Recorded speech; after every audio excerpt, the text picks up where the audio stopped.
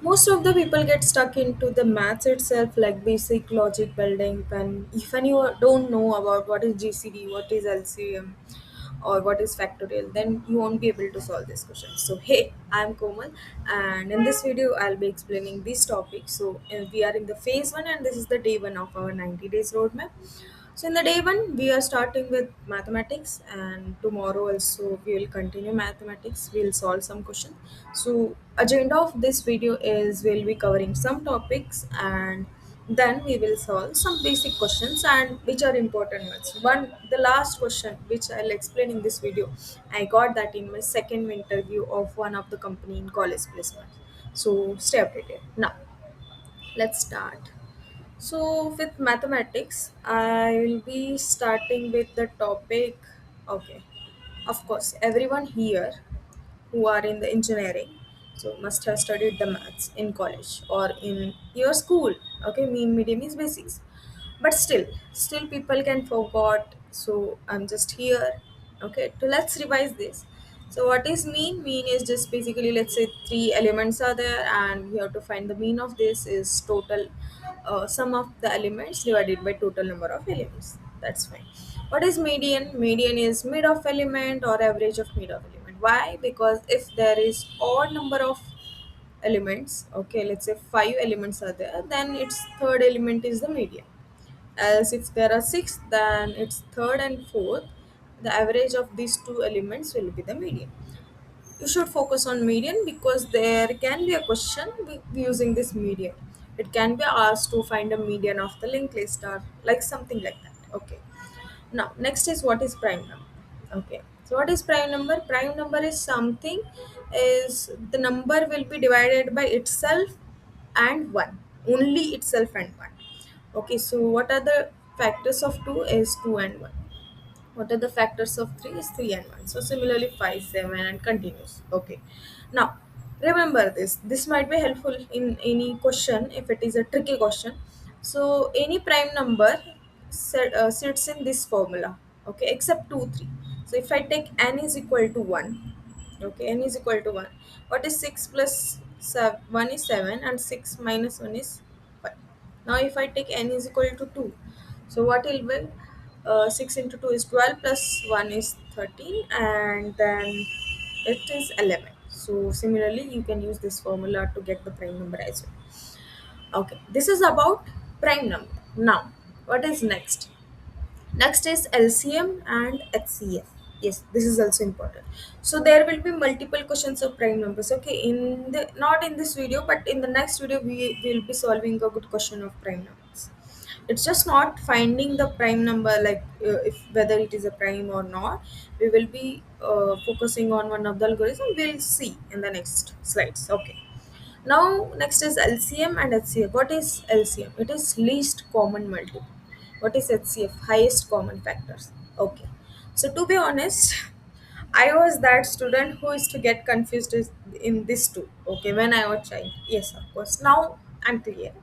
But still people might get confused because we have to revise, right? Even though we have studied so much geometry, algebra, integration, differentiation in school, in college, in 11, 12, still right now I can't remember so much. I don't know, I solved so many things. Okay, so this is simple.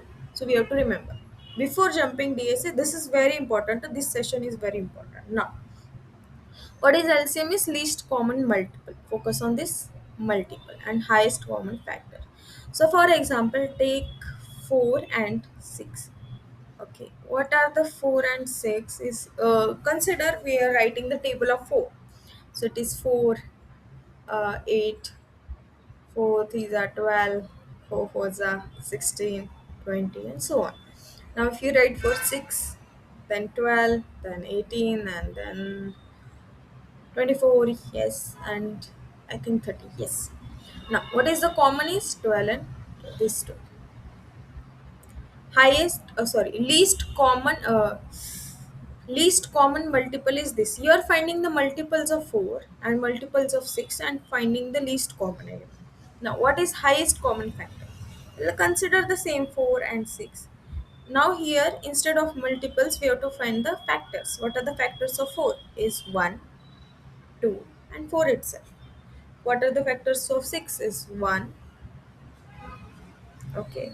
And of course, for HCF we are not going to consider 1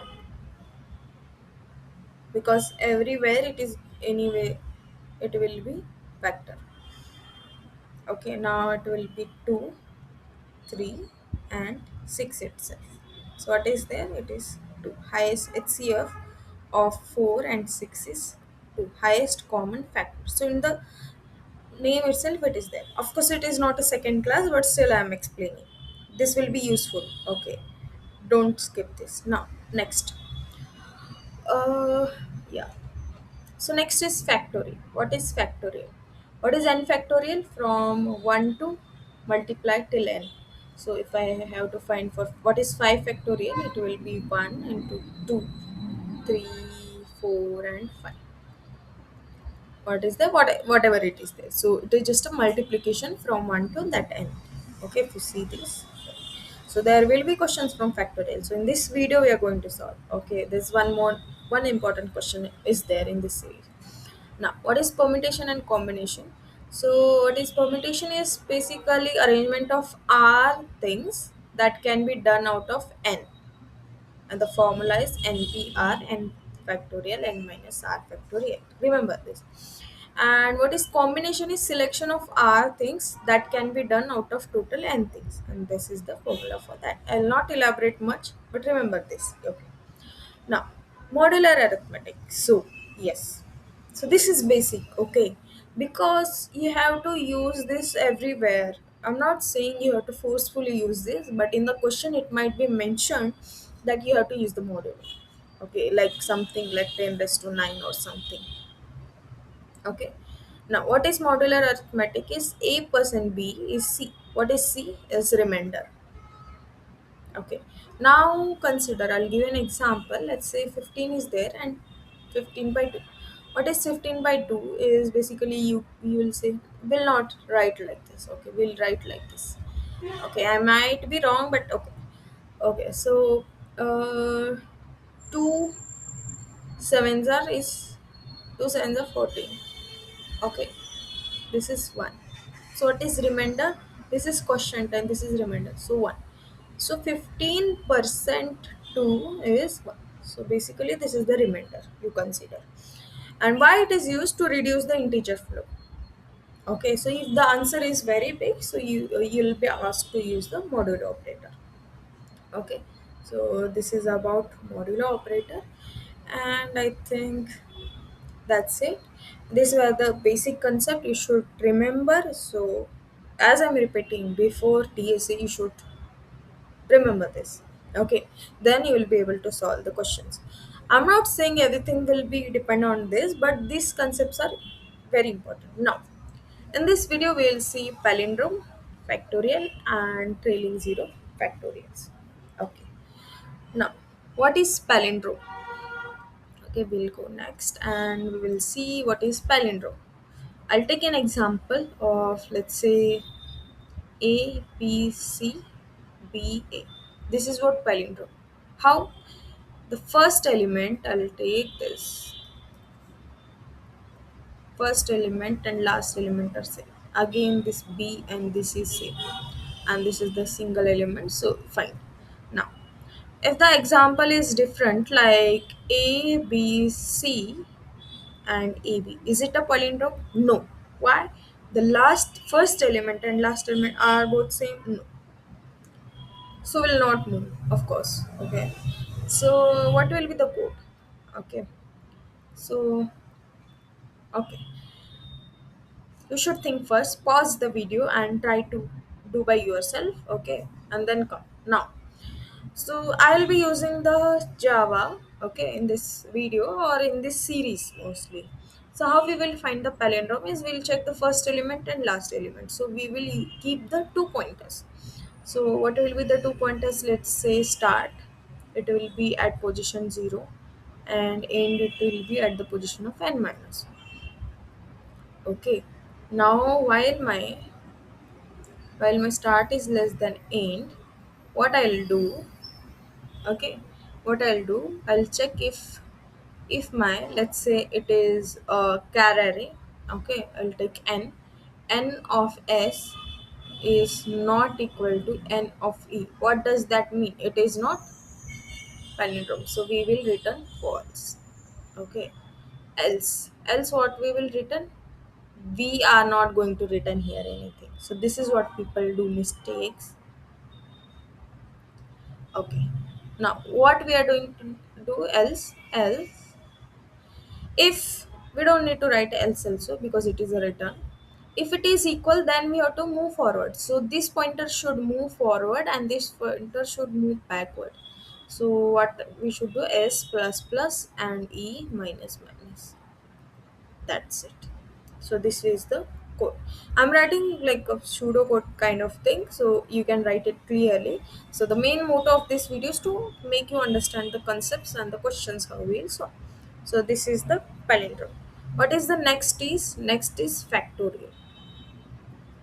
So as I explain what is factorial, so we will understand how we will find this factorial. We have to find the n factorial. Consider what is this, n into n minus 1 into n. Don't get confused. Okay, there I explain 1 into 2 into until n. It can be written in this way also. A multiplication. It's the same thing. Now, uh, okay, here we are multiplying. So what we are doing from 1 to n, we are multiplying. So why can't we write just for loop? We can make use of a for loop. We'll write int I is equal to not 0. If you write 0, right, we'll get the answer 0. So this is out of habit I wrote. That's fine. Here I write n, and here I should be less than or equal to n because we want n to be included, and then I plus plus. And what we will do, we will do answer multiply is equal to what, I. We don't even need to write this one also because anything into one will be one other than 0. So we can start with 2 also and answer will be 1 initial. So that's how we will get the factorial. The another approach is we can use the recursive way also. So in that case, okay, I can explain this when we are studying the recursion. Okay, or for now I can explain. If you have any query, let me know in the comment section. If you're not able to understand this recursive solution for this, is what we are doing. We are multiplying this with something. Again, we are multiplying that with something. What is that something? Is less. Okay, one less. Now, what I can do, if I know the multiplication of all these, what I can do is consider n into something. What is something? Let's say I'll write function of n minus 1. What is function of n minus 1? What it is doing? I'll say I'm multiplying this n minus 1 with something, n minus 1 into f of n minus 2. It will go till what? 1. This is what recursion. Calling the same function in itself. Okay, this is what it is, f of n. So, okay, how we will write is, let's say this is a function 1 and it is returning int, and we got some int n, and what we will do, we will return n into what, function of n minus 1. Again, what it will do, n minus 1 into function of n minus 2. If we call the same thing with n minus 1, what will be my n is now n minus 1. Here it will be n minus 1. N minus 1 minus 1, it will be n minus 2. So same thing will go. So this is how the recursion. If you don't get the recursion right now, that's fine. Okay, the main motto is factorial. You understood the factorial. Now, the next question is very important, is trailing zeros in factorial. So how it is important, and can it be asked in interview? Yes, it can be. I was asked in the interview and I was able to tell this, okay, optimized one as well. Because brute force anyway it won't work. Because factorial can be high, right? We are multiplying from that number to that. Okay, if I have 10 raised to something 2, okay, sorry, 10 raised to, let's say, 5, this will be a very big, so anyway integer overflow will happen. Now what is trailing zeros? Okay, let me put this. First, understand the question. Okay. um, what is trailing zeros? Trailing zeros are basically, so okay consider 5 factorial. What is 5 factorial? 5 into 4, 3, 2 and 1 is 120. Then how you will find the trailing zeros? Trailing zeros are these zeros. Okay. Now what you'll do, you can use a while loop. What will be the brute force approach is while my n is greater than 0, and what I'll do, 120. Okay, or I can do my 120%, this is 0. If I do 120% 10 is, if it is 0, that means we have 1. So we, what we'll do, we will count this, and once we don't get anything as 0, and then we will stop this loop. Okay, we'll add this condition here. So this will be my brute force approach. So till I'm having this 0 at the end, just now we understood what is modulo operator. This is not a divide, this is modulo. Okay, but this is a very costly operation because your factorial can be very high. Okay, so you can't directly find the factorial and then divide it by this. So what is the optimized one? Okay, this is important. Okay, now, so what we'll do, how might this zero form is what, 5 into 2. If I do 5 into 2, I'll get 10. That's how my zeros form. So if I have 5 into 2 into multiple to any time, any, only 110 I'll get. Okay. Okay. If I have multiple 5s and any number of 2, I'll get how many tens? This one and this one. So I'll get 10 into 10. So basically I'll get two zeros. Right. So number of 5s matter. Now, now, do one thing is, we have to find the number of 5s in our factorial, then that's fine. Okay, that's it, we got our answer. Now how I will find number of 5s in that factorial? So consider I have 10. Okay, how many 5 I have, how many, how I will find this? Okay, this 10, I'm not asking in 10 number, I'm asking in 10 factorial. How I will find is divided by 5 is 2. 2 is there. 2 times I'll get 5. How, how many times? 2 times. When is one is number 5 and another is number 10, which is divided into 5 into 2. Other than that, there is no 5 in from in 10 factorial. In 5 factorial, how many is there? 5 divided by it is 1. So basically, when I divide some number with divided by 5, I'll get the number of 5s in that number, in the factorial of that number. Okay, this is not a magic, this is just a counting.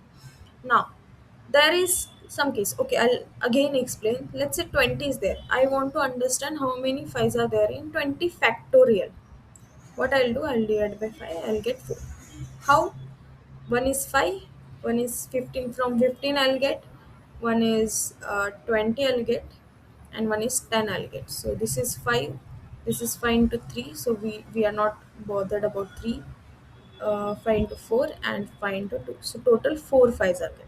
So this is not a magic, so I'm telling divided by 5. Now there are some different cases, like for example, I have 25. In this we have 2 times 5. So in this way we are not able to cover this 5, we are only considering one 5. I am getting only one 5. Okay, because I'm considering this 5, 15, 20, 10. Okay, again I'll consider 25 as 1. Okay, I'm considering 5. So we are missing this second 5. So what we'll do, we will consider this 25. How many times 25 is there? We will add that also. So we will cover this 5 as well. Okay. Let me know in the comment section if you have any query. I'll immediately answer that. Okay, if you have any confusion. Still, I'm trying to explain it in a better way. But what we are finding number of 5s. Okay, number of 25s, and still it can go like 125 and all. And 125 is enough. So what will be our answer is n upon 5 plus n upon 25 plus n upon 125. and addition of all this will get the answer. That's it. N can be 20. This is not n factorial. Okay, this is just a simply n can be 20, n can be 25, and we have to find the factorial of this. So for that we are just using n, not the factorial. Consider. So this was a tricky question. Yes, this is an important question, even though basic. So yeah, thank you so much for watching this video. If you feel this video is helpful to you, please like this video, subscribe my channel, stay updated. Thank you.